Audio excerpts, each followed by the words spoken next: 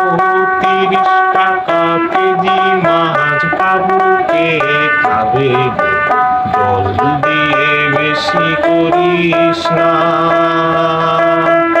8টা বাজে দেরি করিস না, 8টা বাজে দেরি করিস না।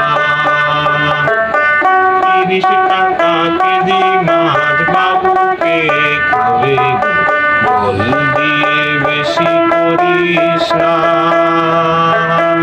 8টা বাজে দেরি করিস না, 8টা বাজে দেরি করিস না।